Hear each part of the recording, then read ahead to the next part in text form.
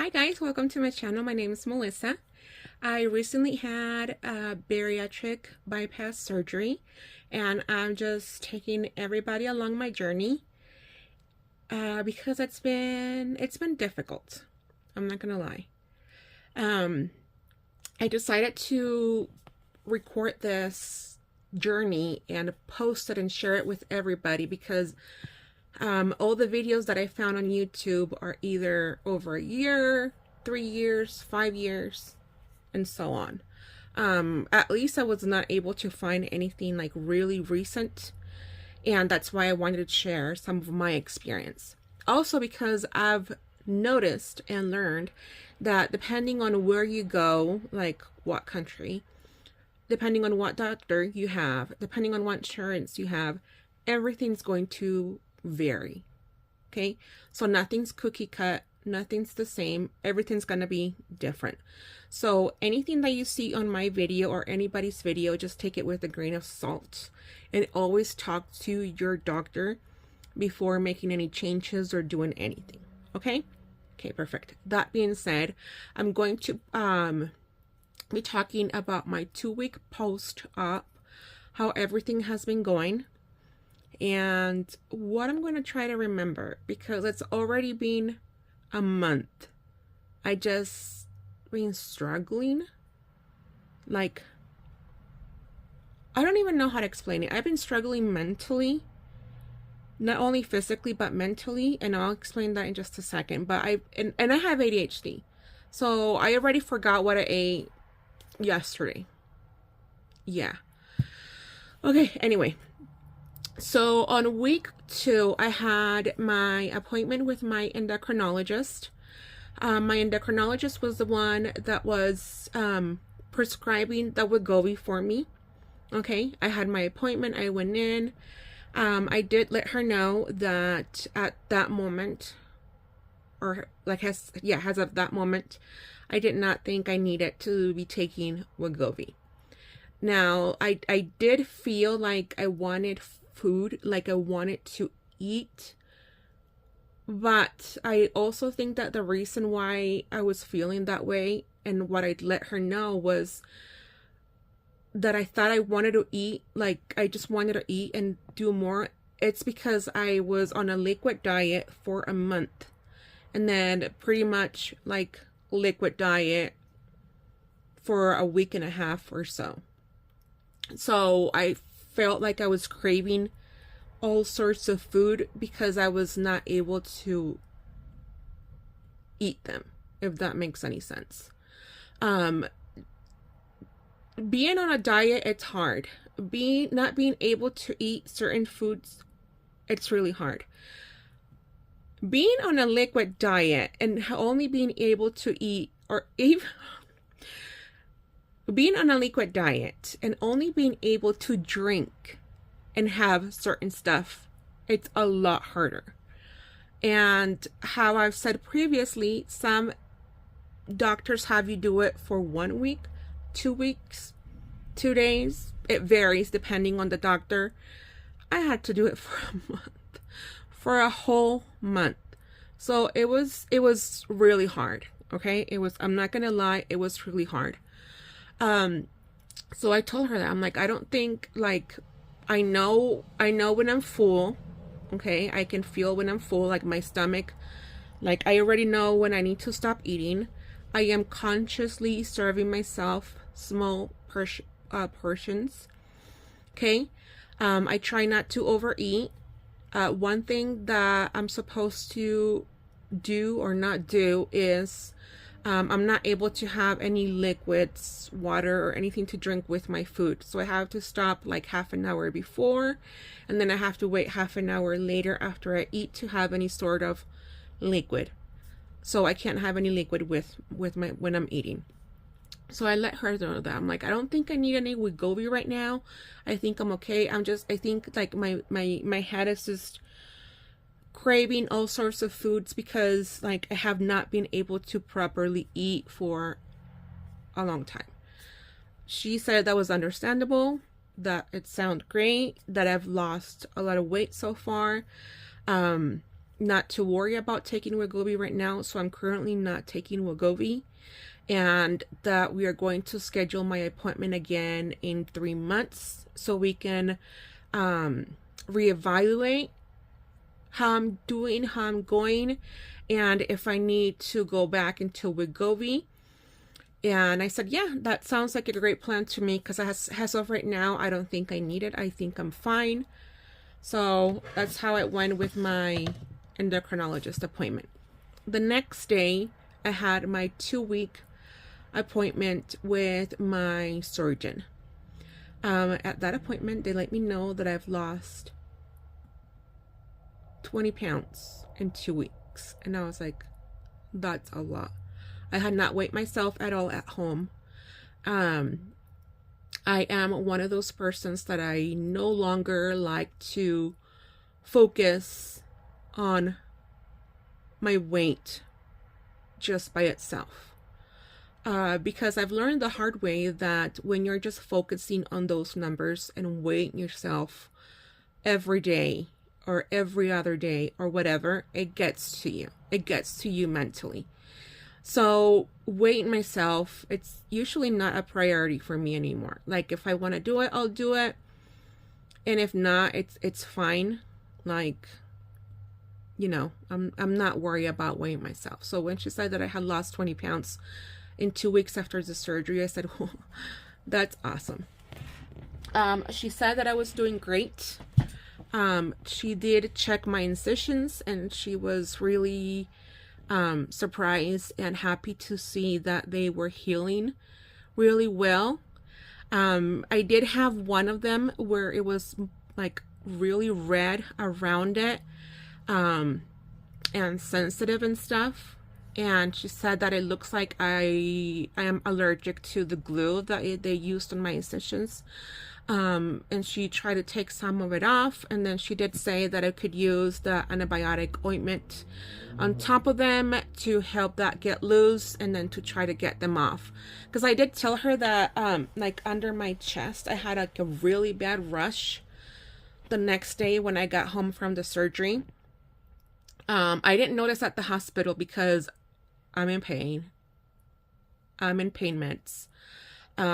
Like, I was not checking on my incisions, or like I did check on the incisions one time when I changed from the gown and put my clothes on and stuff, just to make sure that everything looked good.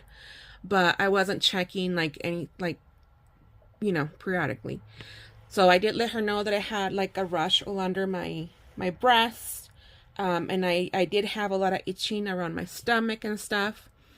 And what I did was I just used like the baby butt ointment, like the white paste, and to cover my skin, to have it, you know, protected. And that helped a lot. And she said, yeah, it looks like you are allergic to the glue that we use. So it would be a good idea if you go home and you try to take it off. Just go ahead and use some antibacterial ointment on it. She gave me a little packets. And then she said, you know, just go slowly. You do not pull on them. You know, just put it on, and then slowly, if they comes out, but do not pull on your like your incisions or anything. I said, okay, great. That's great. She did tell me that I needed to start taking my vitamins, because since I decided to do a bypass and I wasn't eating that much and I was losing so much weight so fast, I needed to start on my vitamins. I'll go ahead and share my vitamins and what I came up with on a separate video. So I did that, and then she did say that it was really important that I first focused on being hydrated. Okay, so my priority was to have at least 65 ounces of water, and then my second priority was protein. So I don't have to worry about pretty much anything else. Like, those are my two priorities right now. Water, make sure I'm hydrated, my protein, and my vitamins. And then she also said to not worry about exercising or doing anything until I was 1 month post-op. She said I could try what was it? Not like weightlifting. Oh, I forgot the name right now, but to start focusing like on building a little bit more muscle at home, but at 1 month post-op. So technically I was 1 month yesterday, and I haven't started anything yet. I'll figure it out. Okay, so I went home, and I started doing the research for the vitamins. Now that second week, oh, she also said that I was ready to go into soft foods, so I could have like really soft scrambled eggs, that I could try chicken, but it needs to be really, really extremely soft. So like if you put it in a crock pot and you just let it cook and it's like falling apart, and that's what you want to do. And then you also have to chew your food really, really well. They recommend that you chew your food at least 30 times before you swallow, and then take small bites. So it's not like you're gonna going that's what you want to do, but you don't want to do that much because your stomach starts to hurt. So after a while, you're gonna, like, once you start actually eating actual food, you are gonna start learning on how to listen to your stomach the hard way. When I was able to start doing like baby food after a week, what I did was what I used to do when my son was a baby, when he turned 1 and he started doing like no more formula and actual food. So what I used to do was just make like a soup, a chicken soup, and I would add a lot of veggies.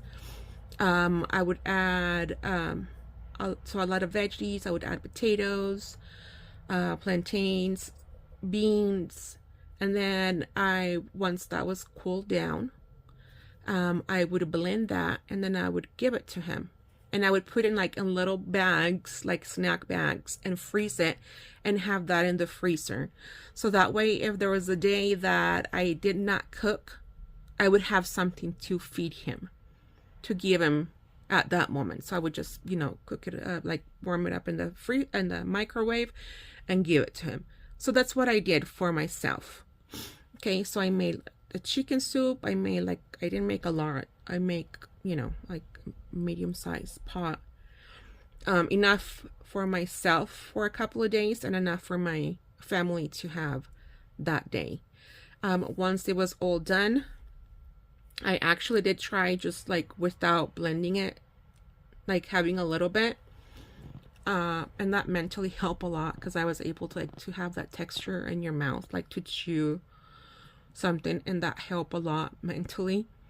But after that, I just went ahead and I blended the soup, and I separated into like 4 ounces container in the fridge, and I froze some like the same way I did with my toddler. And I have that there just in case, I need to have something to eat and I haven't made anything, then that's my backup plan. I have something to eat and it's got vegetables and protein and the whole thing. So that's what I've been having. I also did have 1 slice of white toast. It was delicious. I'm not gonna lie. It took me like half an hour to have 1 toast. And I just had it with plain butter. And the videos that I've seen, it's that they suggest that you have, if you're gonna have like a toast, like a white bread or any kind of bread, that it's toasted, because you're able to chew it more and it's softer on your stomach. So you don't want to have like just regular bread without toasting it, because it gets stuck on the inside of your stomach. It's not as easy to digest. So they recommend that you do toast. So that's what I did. I did toast, and I only did like 1 time. And I got that craving off, and I was like, okay, I'm done. There's a lot of foods that you are eventually going to notice that you cannot have, and you're gonna learn the hard way. Your stomach, it's going to hurt, and it hurts like in a weird way. Like it hurts like it's like when you're having like a gallbladder attack or a pancreatic attack. I don't know how to explain it. It's like, I feel like a stomach attack. So you would have a little bit of pain and then the pain goes away. And then you have a little bit of pain and the pain goes away. And you feel that you're stuffed, like you can feel that the food is up on your throat. And eventually you're gonna be forced to just throw up. You have to let it out. Your stomach might still be in a little bit of pain. So if the times that I've had to like actually throw up, I just lay down for a little bit and I rest, and then I go back and I try to eat something else after like 2 or 3 hours. So not immediately, because like your stomach, it's like, it's upset with you. It's like, nope, not happening right now. I did also try scrambled eggs, and I added a little bit of half and half, so they were really like soft and chewy. And those were really, really good. Again, I just took a little bit of at a time and I chew really well. I did not have any problems with that. I did try having just like regular chicken, and it was a no. It was a no for me. Sorry. It was a no for me. I could not have that anymore. And I just haven't had any after that. I just can't. What else have I had? So I still have like my fudgesicles. I have Jello. I did buy the high protein yogurts, so I have those in the fridge. I did buy the high protein milk shakes from Sam's Club. I feel like those are a lot cheaper than the protein shakes. And they have 30 grams of protein in them, and they taste like sweet milk, if that makes any sense. It's like, it's milk, but it's a little bit like if you sweeten milk with like a cereal. So I think it's really good. Like I can just drink that by myself. By itself, and it's fine. I also have like plain yogurt that I can mix with like sugar-free syrups and make it like more Fairlife milk and just make it softer. I've tried string cheese, and that's so. It's not like my best option. I feel like the best option most of the time is just like a soup or something really soft like that. And that's usually what I've been doing, just like my soup. I have my soup because usually for breakfast, like for the second week and mostly the third week, I could only have, like, you can only have so much. Okay? The doctor will tell you, don't, like, the first couple of months or the first couple of weeks, you're just not able to even intake that much liquid. So it's really hard for you to like have a breakfast and then have your protein and your milk and the whole thing. So since I drink a lot of coffee, I would do like my protein milk, like one of the containers of protein milk, and I would either add like 2 shots of decaf espresso and then just make like an iced coffee, or I would brew decaf coffee, have it in the fridge, and do it as an iced coffee that way. And that would last me like the entire morning. And then, you know, around lunchtime, 12, 1 or 2, then I would have my soup. Again, that will last a long time in my system. And then again for dinner, I would have another drink, protein drink, because I just wanted to have my protein in with my liquids. So that's how it went for, I would say, week 2 and then part of week 3. It's not easy for anybody that says that doing the surgery is the easy way out. It's not an easy way out. It's not. It's really difficult for you to see that you want to have I don't know, pasta. And like you can try and have a little bit, but your stomach, it's most likely gonna be like, nope. And then you eventually just don't want it. You're like, nope, I don't want that anymore. I still have cravings of some food items that I have. But I'm more realistic right now that it's not something that I should be eating, and I need to focus more on the healthy stuff that I need to put in my body, because I can only eat so much. So that's what I've been doing. As of today, I am able to have toast. I am able to have, the other day I made like egg bites with cottage cheese and cottage cheese. I put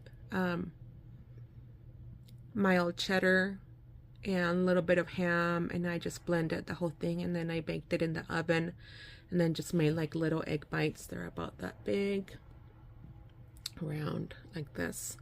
So I made some of that to have for breakfast, and I'm having that for breakfast.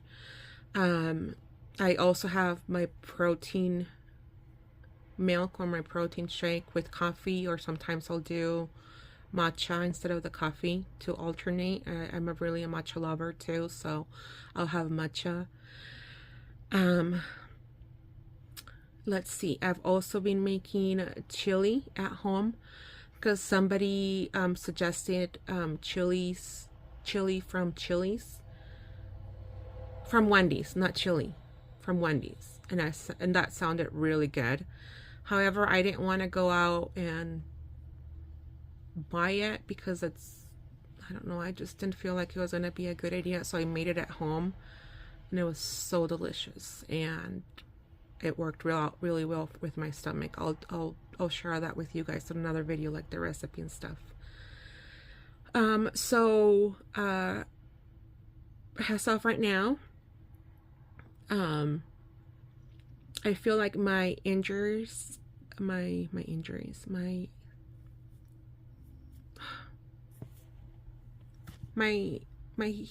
wounds have healed really well. I did have like really like a weird like a pain on the side of my stomach. So not like on top of the incision for my stomach, but like more on the side of the stomach, which was really weird, and I don't know why. Like even if I touched like on top of my incision, it wouldn't hurt, but if I touched like on the side where you can kind of like touch the little pouch, that did hurt a lot, and it lasted for like 2 or 3 days, and it went away. That was on week 3, and I'm doing fine right now. So I think I've ranted a lot on this video for my 2-week update. If you guys have any questions, go ahead and let me know below. I am planning on doing a video to share the things that I've been like actually buying and stuff, and the things that I have not liked personally. And then I do have videos of my incisions, of my wounds since day 2, because I didn't take any pictures on day 1. From day 2 all the way until they've been healed. I also recorded a video of me taking some of the glue off my incisions, because I was told by my doctor I could do that, and I should probably do it, as I previously said in this video. So I have that too. Again, it's a little bit graphic, so if it's something that you want to see, let me know, and I'll make sure to, like, you know, write on the information that it's graphic and all of that. But yeah, let me know if there's anything else that you want to know, if you want any recommendations on anything. And yeah, I think that's it for today. Thank you for watching this video. If you like it, please go ahead and hit the like button. It really does help my channel a lot, and it helps other people find my channel. If you enjoy this kind of content, or you enjoy me chit-chatting with you guys, go ahead and hit that subscribe button. And yeah, I hope you guys have a great day, and a great rest of your week. Thanks for watching. Bye.